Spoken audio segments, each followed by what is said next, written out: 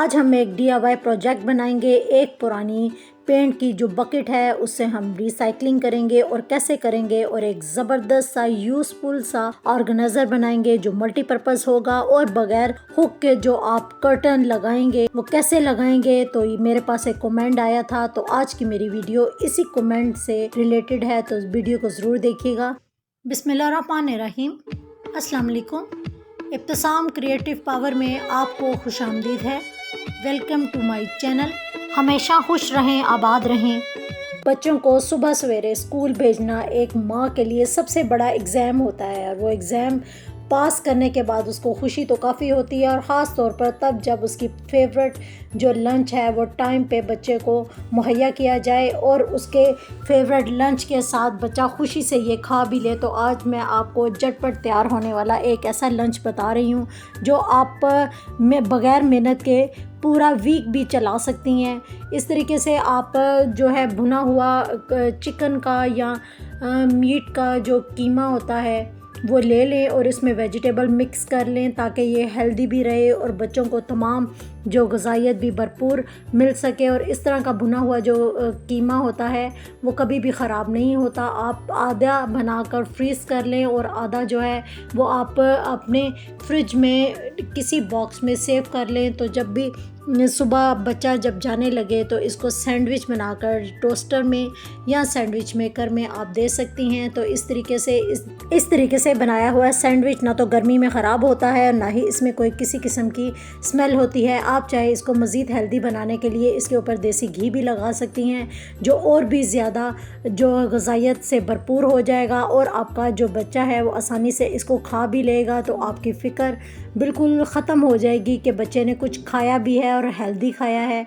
मैं कोशिश करती हूँ कि अपने बच्चे को घर की बनी हुई चीज़ें ही दूँ। बाज़ार की चीज़ें आजकल अवॉइड ही करना चाहिए क्योंकि बच्चे काफ़ी नाजुक होते हैं और बहुत जल्दी बीमार हो जाते हैं।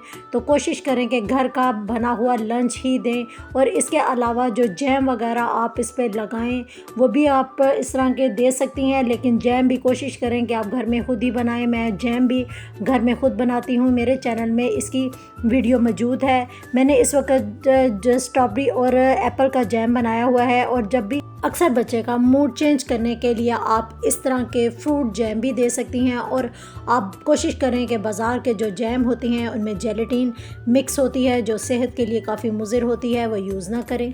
एक माँ ही होती है जो अपने पूरी फैमिली का और हर पर्सन का भरपूर तरीके से ख्याल रखती है।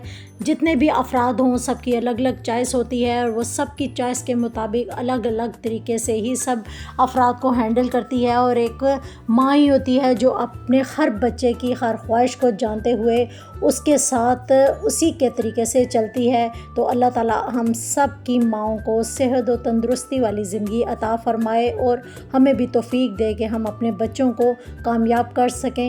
बर्तन धोने की बारी आई तो देखें पानी कितना नल में कम आ रहा है। ये तो छोटी सी प्रॉब्लम है, इसको हम हल करते हैं। आपको परेशान होने की या किसी प्लम्बर को बुलाने की ज़रूरत नहीं है। आए मैं इसका हल आपके सामने ही करती हूँ। तो एक रेंच ले लें। रेंच को आसानी से आप इसकी जो बेंगल्स है उसके मुताबिक फ़िट करने के बाद आप खोल सकती हैं। तो फ़िल्टर हमारा निकल आया है और कितना गंदा है, इसको ऊपर और नीचे से देखने के बाद इसकी गंदगी आप खुद अंदाज़ा लगा सकती हैं कि ये कितना गंदा फ़िल्टर है और पानी पीछे से कितना ज़्यादा फास्ट है। लेकिन नल में हमारे पानी फ़िल्टर गंदा होने की वजह से बहुत थोड़ा आ रहा है। कोई भी एसिड ले लें, लेकिन मेरे पास इस वक्त एसिड नहीं था, सिर्फ मैंने इसके अंदर टाइल लोशन डाला है। ये टाइल लोशन मेरे अपने घर का बना हुआ है, इसकी रेसिपी भी मेरे चैनल पर मौजूद है। तो इस टाइल लोशन को आप किसी बाउल में डालकर फ़िल्टर को इसके अंदर डिप कर दें। इसके अलावा मैंने वॉशरूम के भी 2 फ़िल्टर उतार दिए हैं क्योंकि जो छुट्टी वाला दिन होता है तो हम सोचते हैं कि हम अपना काम इसी तरीके से करें और अपने आप को आसानी में रखें, क्योंकि इस तरह के छोटे छोटे जो काम होते हैं वो ज़रूरी नहीं कि प्लम्बर ही हल करेगा और हमें ज़्यादा पैसे देने पड़ेंगे, बल्कि छोटे छोटे काम हम खुद ही अपने घर में कर अपनी ज़िंदगी को इंतहाई आसान बना सकते हैं और ज़ीरो कॉस्ट के साथ ये काम हम खुद भी घर में कर सकते हैं। देख सकते हैं कि ये फ़िल्टर कितना गंदा है और ब्रश मेरा पूरी तरीके से ब्लैक हो चुका है। एक छोटी सी वॉशर होती है, अगर हम उसको पहले नल में डाल लें तो फ़िल्टर में जो लीकेज होती है वो भी नहीं होगी और इस तरीके से आसानी से घुमाकर हम फ़िल्टर को लगाकर रेंच से मज़ीद टाइट कर सकते हैं और फ़िल्टर हमारा बिल्कुल लग चुका है।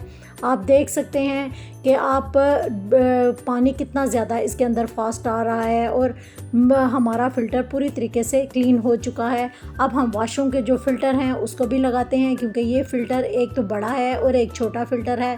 देखें ये भी पूरी तरीके से साफ़ हो चुके हैं और वॉशरूम के फ़िल्टर भी लगाना कोई इतना मुश्किल काम नहीं है। तो चले आए हम वॉशरूम में चलते हैं और पहले हम अपने शैंक का जो फ़िल्टर है उसको इसके अंदर फिक्स करते हैं। सेम उसी मेथड से ही रेंच के साथ मैंने फ़िल्टर को टाइट कर दिया है और दूसरा फ़िल्टर क्योंकि थोड़ा बड़ा है तो इसलिए इसको भी लगाने में मुझे कोई मुश्किल नहीं होगी।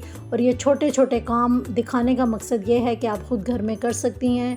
आपको किसी की मोहताजी की, किसी प्लम्बर को बुलाने की या बहुत ज़्यादा पैसे देने की ज़रूरत नहीं है। ये छोटे छोटे काम बल्कि ख़ुद घर में ही किया करें और यहाँ से बचाए हुए जो पैसे हैं अपने बच्चों की स्टडी पे इन्वेस्ट करें। बोर्ड के एग्ज़ाम चल रहे हैं और अल्लाह ताला उन तमाम बच्चों को कामयाब करे। एक बड़ा मुफीद और मुजरब आपको वजीफ़ा बताने जा रही हूँ।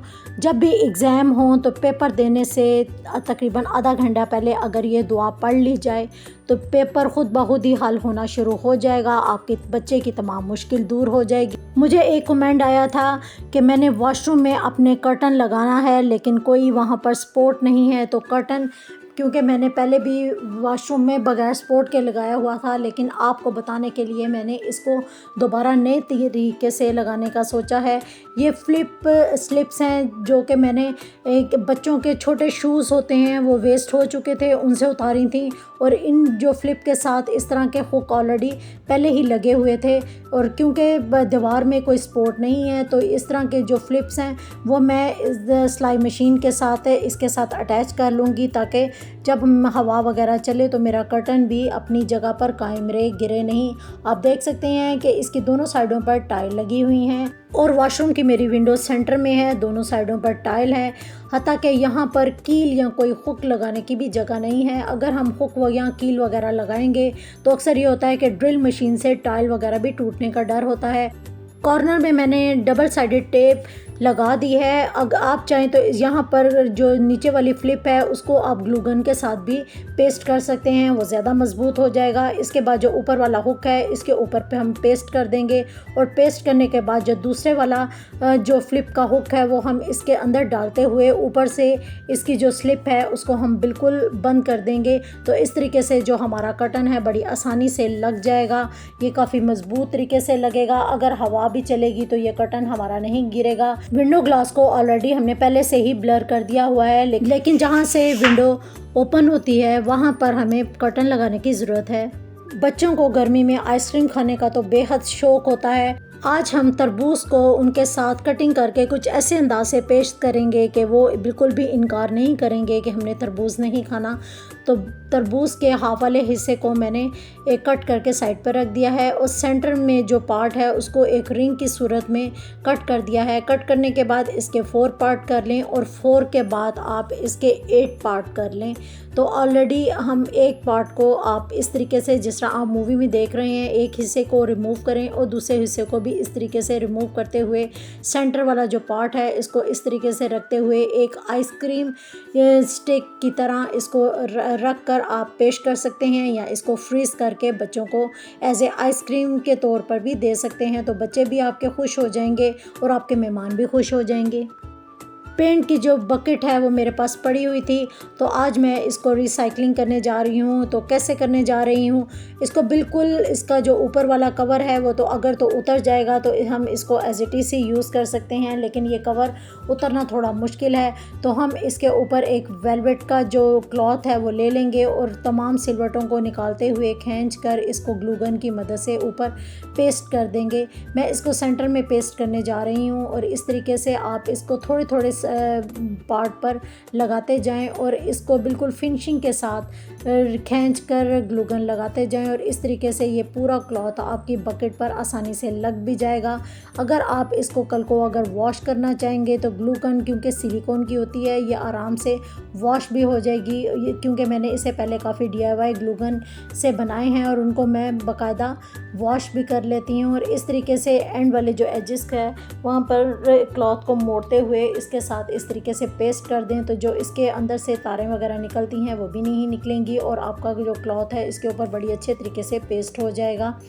एक आप ले लें थर्माकोल के जो बॉक्स डिलीवरी आते हैं, वो तो हमारे पास घर में बेकार इधर से उधर बिखरे पड़े होते हैं और हम क्या करते हैं कि इनको भी डस्टबिन में फेंकने में 1 सेकंड नहीं लगाते। आज इन्हीं बॉक्स का ही बड़ा यूज़फुल इस्तेमाल है। छोटे छोटे से इस तरह के जो पीसेस है वो आपने कट कर लें। कट करने के बाद ग्लू गन की मदद से ही थोड़े थोड़े पीस को आप इसके ऊपर इस तरीके से पेस्ट करती जाएं। लेवल ऊपर वाला बिल्कुल आप बराबर ही रखें क्योंकि इससे ये होगा कि इसकी नीटनेस में और भी ज़्यादा इजाफा हो जाएगा। थोड़े थोड़े फासले पर थर्माकोल के इन पीसेस को मैंने आहिस्ता आहिस्ता से इसके ऊपर पेस्ट करती जा रही हूँ और क्योंकि ये 1 से 2 मिनट पकड़ने में भी लेता है, लेकिन मूवी को मैंने इसलिए फास्ट किया है ताकि आप बोर ना हो और मूवी को एंजॉय भी कर सकें। अब ऊपर वाली जो एक और लेयर है उसको सेंटर वाली लेयर से रखते हुए ऊपर वाली लेयर जो है उसको भी हम इसके साथ साथ ही पेस्ट करते जाएंगे।